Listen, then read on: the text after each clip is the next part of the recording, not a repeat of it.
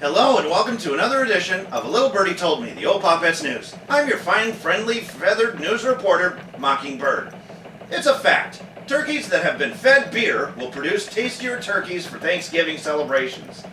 This interesting bit of information was discovered by Joe Moret, who had been feeding his turkeys beer since 1993. The first knowledge of this event was first discovered by Moret while having a few beers with some friends on his turkey farm. One of his turkeys had knocked over the can of beer and began immediately drinking it. Ever since then, Moret has been feeding beer to his turkeys, and the Thanksgiving birds have never tasted better. As you may have guessed, nobody can do anything with animals without raising the attention of the people for the ethical treatment of animals. According to PETA, they report that Moret should not be feeding his turkeys beer, and that farmers across the country use questionable practices to keep the costs down or to alter the taste of animals' flesh because their priority is profit, not the animal's welfare.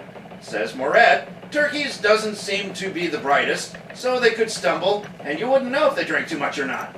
Although not a common practice among companies like Zaki Farms or Butterball, you common consumers at home will not likely be able to experience the same results as Joe Moret has. But then again, the price for beer-fed Butterball turkeys may increase greatly. But looks like you'll have to stick to your old-fashioned recipes this Thanksgiving. And speaking about animals, at O'Hare International Airport in Chicago, it was reported that a passenger had recently discovered a 2-foot-long alligator lurking beneath an escalator. How the alligator got there was indeed a mystery to everyone.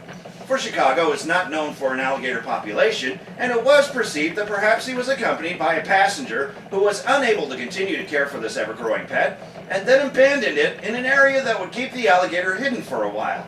As police arrived to remove the dangerous reptile from the premises, it was later reported that the alligator was suffering from malnutrition, showing a very weak bone structure. The alligator was nourished back to health and taken to a local shelter.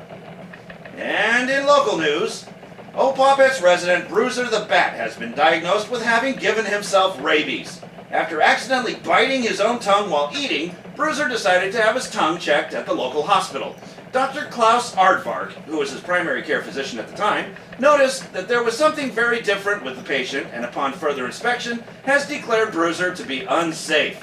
He was given a common rabies test, which all results came back positive. However, Bruiser never had a case of rabies before in his life. Crackle Raven brings you this report. Crackle? Good evening, Mockingbird. We're here at the doctor's office where Bruiser, a carefree and friendly bat and actor of the old Pawpet show, has been diagnosed with rabies. But Bruiser seems to disagree with the doctor's diagnosis. Bruiser, why do you disagree? Well, because I've been rabies-free since the day I was born. I cannot explain why all of a sudden I got rabies when all my farmer checkups came up negative. Well, was there a chance that perhaps you were bitten by another animal recently? No, not a one. Although while I was eating dinner the other night, I accidentally bit my own tongue, but that's about the extent of me being bitten. Now this crazy doctor thinks there could be a connection. He actually believes I may have given myself rabies. How is that possible? If I never had rabies to begin with, how is that possible? Yes, that is an interesting point. Have you thought about going through a different doctor? All the time. I still do not believe I have rabies. I will believe that this doctor is crazy before I give myself rabies just by biting my own tongue.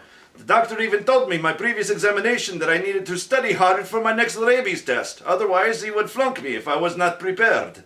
Well, perhaps this would be a good time to obtain a second opinion. Oh, I did that already. Dr. Aardvark stepped in front of mirror and asked his reflection. It agreed with his diagnosis.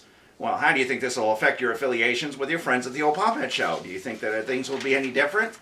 I am not worried, Crackle. I expect that everyone back home will treat me with same respect as they always have. I will just have to keep my fangs to myself in case anything this wacko says is true. Well, I think you're safe, Bruiser. Yeah, but he's not safe from being sedated. Help!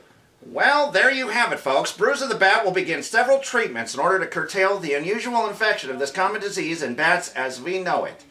Help! This mad bat bit me! Rabies! Rabies! Yes, you better keep running, doctor, and I'm not paying my bill either. Back to you now, Mockingbird, for the old Pawpets News. Oh, hey, Mr. Crackle, perhaps you can let me diagnose you too, yeah? Well, looks like this bird is ready to fly the coop. Back to the studio in 5, 4, oh, to help with it. Thanks, Crackle.